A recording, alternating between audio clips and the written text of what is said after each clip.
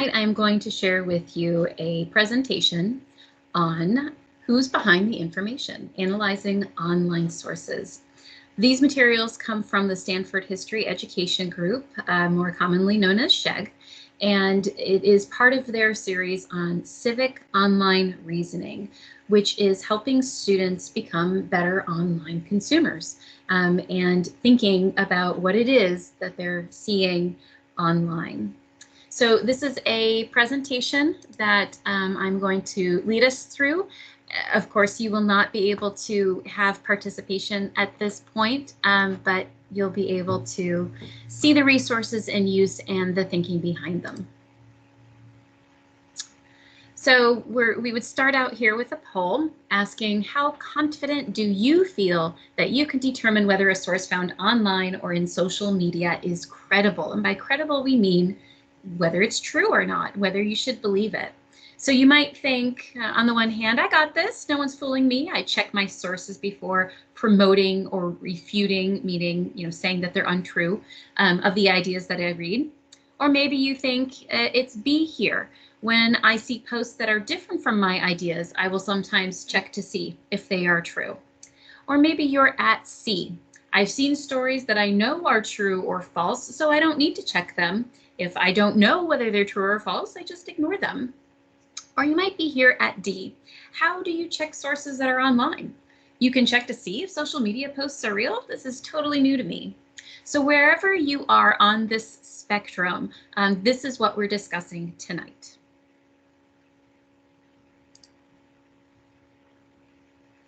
So part of the problem, meaning the issue, is that the internet makes it possible for anyone to publish anything online, making a wide variety of sources readily available. This can be a strength of the internet, but it also means that we must learn to investigate who is behind information and whether we trust that source. Otherwise, we risk being duped. People will show us things that are not true, and we might just swallow them and take those thoughts as our own. So we're going to practice this with a scenario, and let me start by saying that this is a scenario. It is not true. This is an imaginary discourse, an imaginary conversation. So imagine that our district, Pinellas County, is thinking about starting a new policy, mandatory Saturday school for all students, meaning that all students would go to school Monday through Saturday, not just Monday through Friday. That extra day of Saturday would be another day of instruction. Sunday would be our only day off from school. The school board wants to hear from students about their opinions on the proposed policy. When you share your opinion with the board, you want to make sure that you have sources and evidence to support it. And that's what we're going to work on today. So I have here a question for you. And that is, what kinds of sources could you use to help you answer the question of whether there should be mandatory Saturday school? Think about that. Where would you go for information to help you make a decision? What kinds of sources are out there?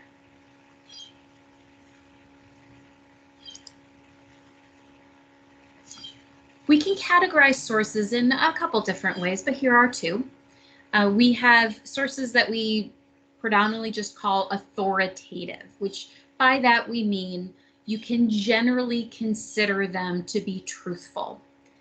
And now that is even a subject of debate, but news articles, being careful with news because we do know that some news sources are biased, that they can have a particular political leaning.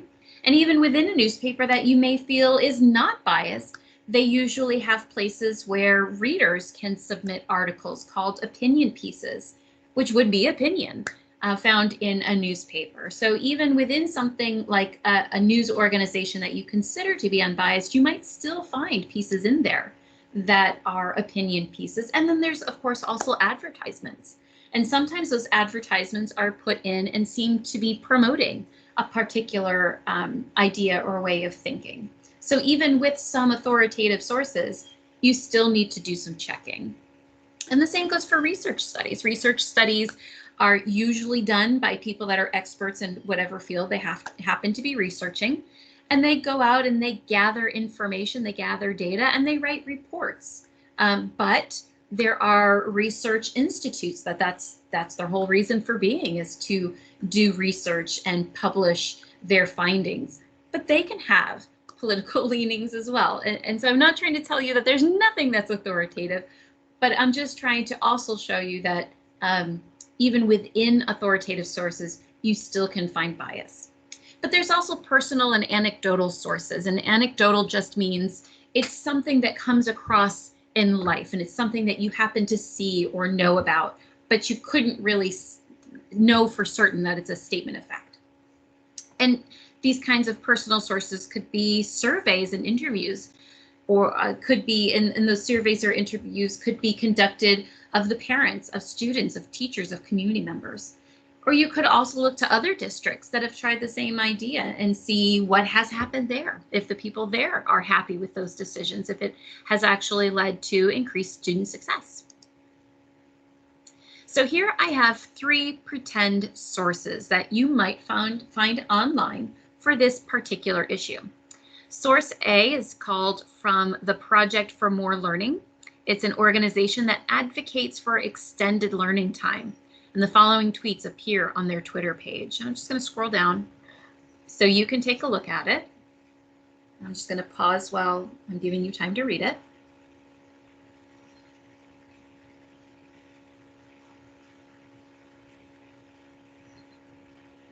If you feel like you need additional time to read through this, you can pause the video and continue to read it, and then start it again when you're ready to move on. Source B is from the Community Sports Alliance. It's a local organization that coordinates all the community sports that share fields and venues. Its members include local football, basketball, volleyball, soccer, track and field swimming, and water polo clubs. And the following message was posted by the current president of the Alliance on the Alliance's Facebook group page. And now I will pause to allow you time to read through the post.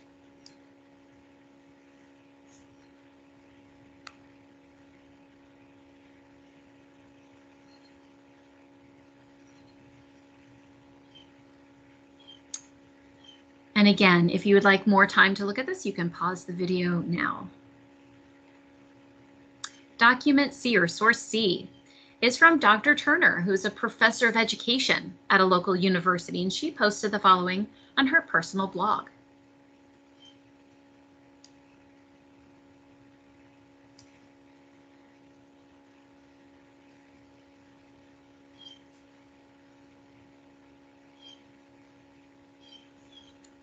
And again, if you would like more time to look at that, you can pause the video now.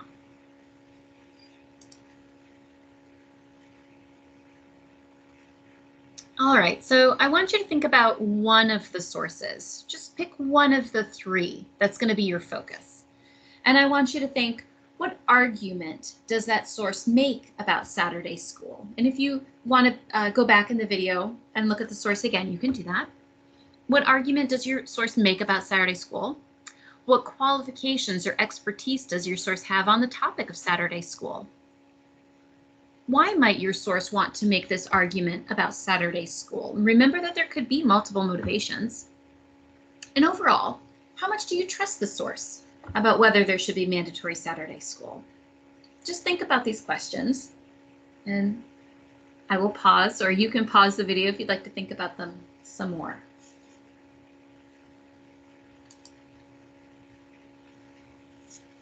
So when you're looking at a source, it's important to think about what might be their motivations.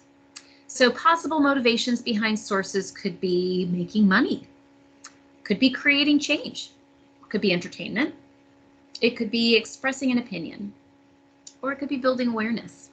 What do you think is the motivation behind the source that you chose to focus on? Let's look a little bit closer.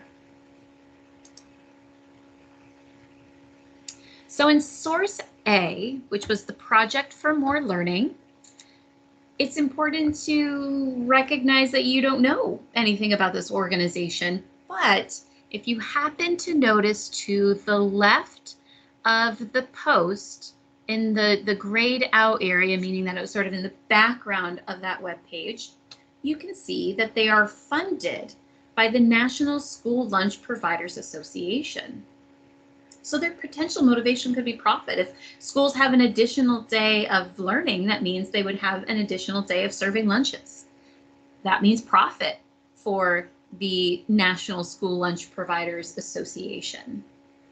So although this source might still include credible evidence, it's important to note that they do have a motivation that's monetary. It's based on money they could be making, and you should consider that when you're looking at their opinion.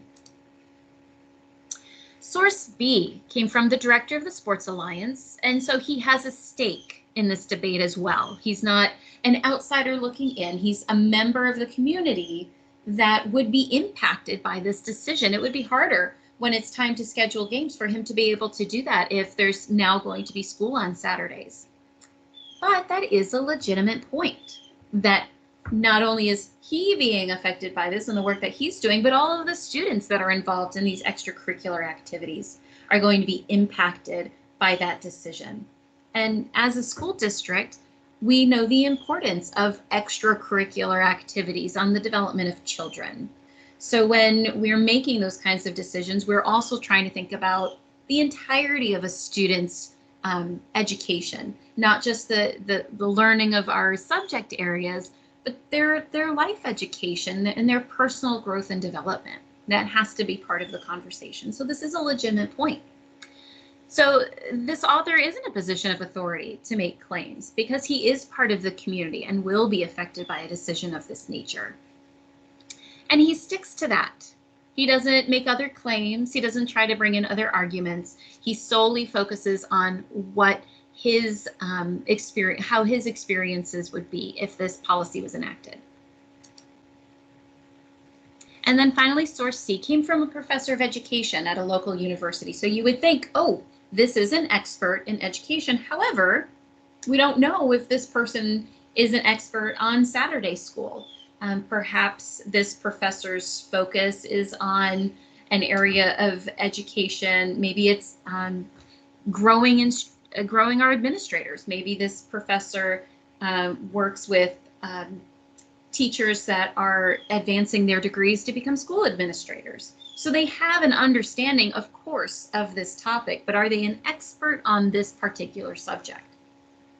But she focuses her argument around scores from an international test, and that would be something that we want to take into consideration. If it shows that our students in particular are doing poorly on standardized assessments, that is something that we should be thinking about, and what could we be doing to help address those problems. But she doesn't actually say that Saturday school we have any basis to say that that would be a good solution. She just proposes that maybe it could be a solution.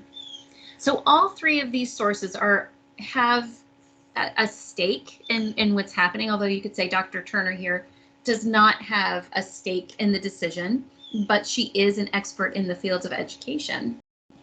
So each of them has things that are important to take into consideration, and then some things that we need to understand as the readers of their motivations. All right, so we would do a poll here, and it is true, none of these sources is perfect, but which one do you feel is the most trustworthy?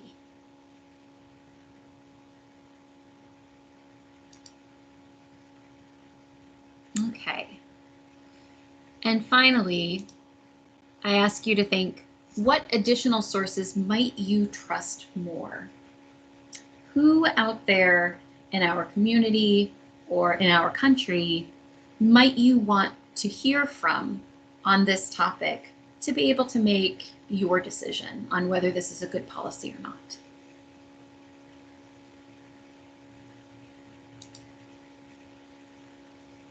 So now we're going to move on to what is the evidence.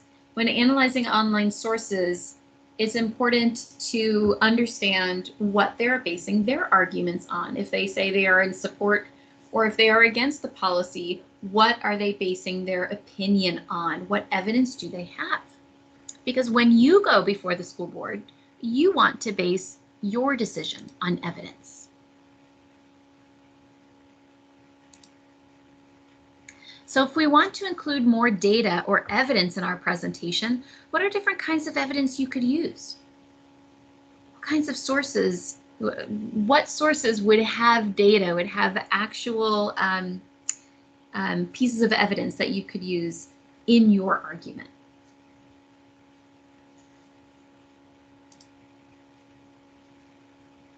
So evidence also abounds online. There's so much of it. You have interactive infographics, clickable here and there hyperlinks in news stories, places where you can go that they give you can take a poll online and it automatically updates with all the other people that have taken that poll. But the quality of that evidence varies tremendously. In order to effectively evaluate claims and find trustworthy information on which to base our decisions, we must be able to analyze evidence. And how do we do that? So let's continue the scenario. The school board is holding a meeting on the new mandatory Saturday school policy, and students are preparing to share their opinions about this policy with the board. We're going to keep looking at some possible evidence that you could present to the school board. So what kinds of evidence might you find? So there is numerical evidence or data, which you typically find represented visually in charts or tables or graphs, which just means they collected a lot of information. So they had a spreadsheet of data, numbers of people that say this, or test scores of students that did that, numbers of minutes in the classroom compared to scores on a test. But they take all of that data and they put it into a visual representation to make it easier to read and understand. Imagine if you were just looking at lines and lines and lines and columns of numbers. It would be very difficult to understand. So those charts and those tables and those graphs, they help you make sense of lots of information very quickly. And then there's personal and anecdotal data collections, like we had talked about just a few minutes ago. So it could be testimony or interviews of experts, or a survey or poll responses of the people in the community or parents or students. We want to know what do students think. So we asked a bunch of students, or we want to know what concerns the parents have. So we sent out a survey to all parents to collect their questions and their concerns. It could include video or photographs, or it could be results of studies that have been done, and then that might lead to those charts and tables and graphs.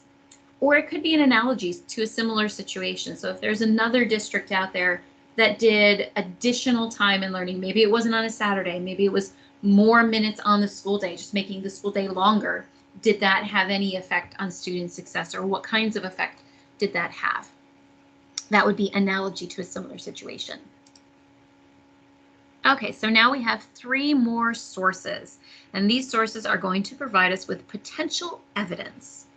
And so this first one is school research, that a new study shows the negative impact of Saturday school on learning. So according to this study, we have schools with mandatory Saturday classes and schools without mandatory Saturday classes, and they are measuring the gains in learning as a result of mandatory Saturday school. And so as we're looking at this chart, just visually, schools without it is a lower bar than, or schools without it is a higher bar than schools with mandatory Saturday classes. So that we would take to mean that having Saturday classes actually means that students do more poorly on standardized tests. So that's one study.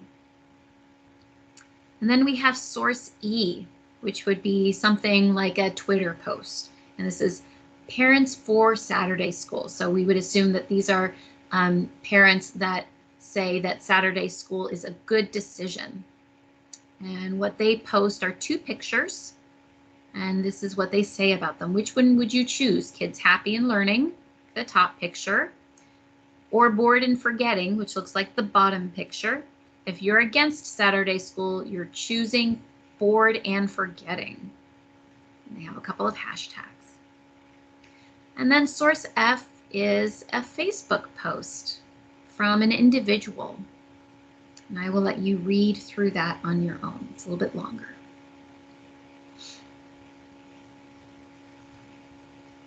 And if you would like more time to read through this, you can pause the video, but we are going to move on.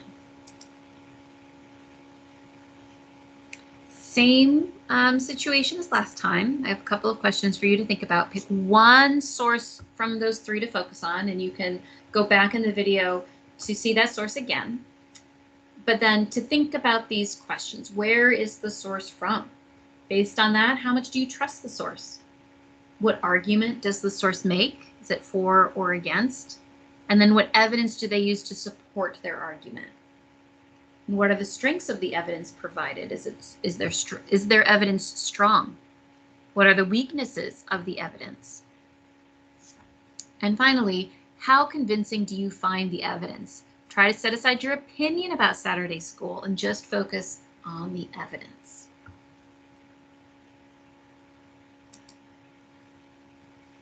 All right, let's look a little closer. Source D. We should question both the source and the evidence provided because we know nothing about schoolresearch.org, even though they have an official sounding name. Schoolresearch.org sounds like, yes, that would be authoritative by the sound of the name. But we have no way of knowing if they actually conduct legitimate educational research because the text doesn't provide us with any details. There's a graph, but we don't know what the data was that went into making the graph. So they give us an example, like what if they only went to 2 schools? What if one of the schools that didn't have Saturday school is a traditionally high-performing school to begin with? So we don't know.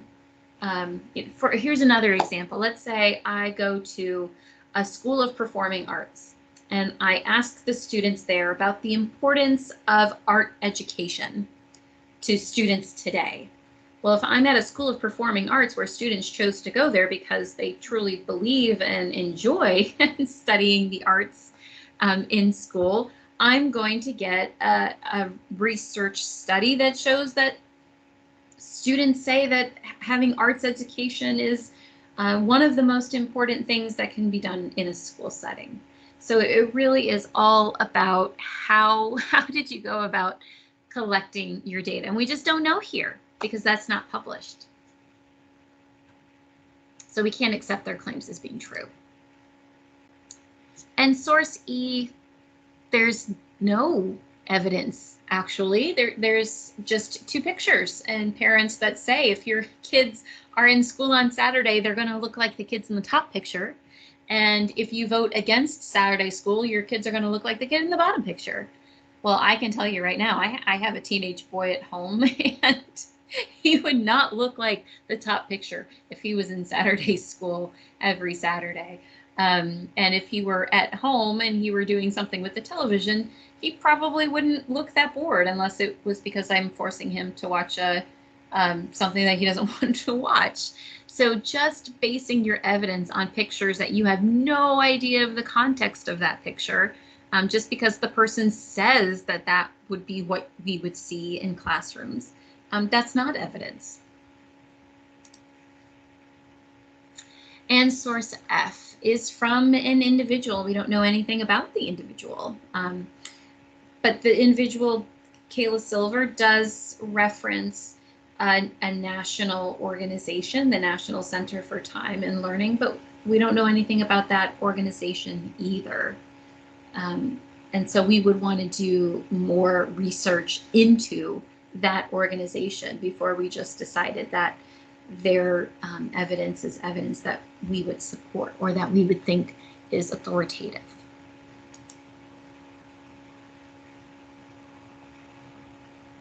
So, if you are looking for information about a topic that interests you, how would you check its validity, meaning its truthfulness?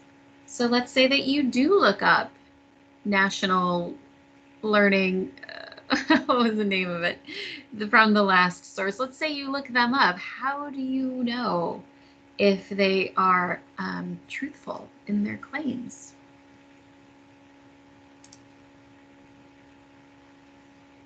So I want you to think 3 questions whenever you're presented with source information online. Ask yourself, who is behind it? What is their evidence? And then here lastly, What do other sources say? That's the corroboration. If you're in our Pinellas County schools and you're studying history in our schools, you're learning the historical thinking skills. Sourcing, who wrote it and why might they have written it? When was it written? And then we do close reading and contextualization of what is in that source and what is it trying to tell us. But then we also want to do corroboration, which is what do other sources say about the same thing? Do other sources confirm the one that I'm looking at? Does it say something different? Can I find a source that tells me that I shouldn't trust this first source? Can I look online, look up this organization and find out if they have a political bias? Because it's quite possible that they might. And you can find those kinds of things out. But how do you do that? Let's get into the nuts and bolts. I've got one more piece.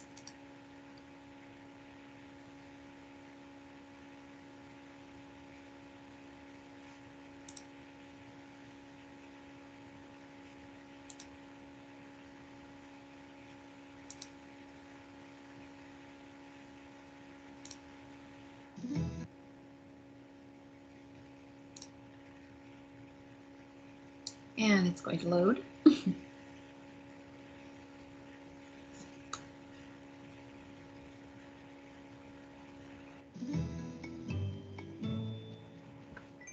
During an election season, facts can get distorted, and sorting through what's true and false on your timeline can feel like a house of mirrors.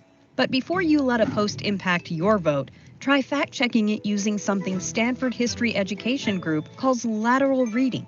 Here's how it works. Get off the page you're on and open up tabs to verify the information, aka jump through that looking glass and dive down an internet rabbit hole. Professional fact checkers do it all the time. Look into who shared this and why. Search keywords from the post. Check what other sources that you trust are reporting. Even just 30 seconds researching can add clarity and ensure your vote is based on facts, not fiction. All right. Well, I appreciate you joining me here tonight and watching my video. Again, my name is Michelle Anderson, and I am the K-8 Social Studies Specialist for Pinellas County Schools. If you have any questions, you can reach out to me. You can go to our pcsb.org website, look up social studies, or just search my name and you can find me, my email, my phone number if you have any questions or would like to talk about this any further. Good night.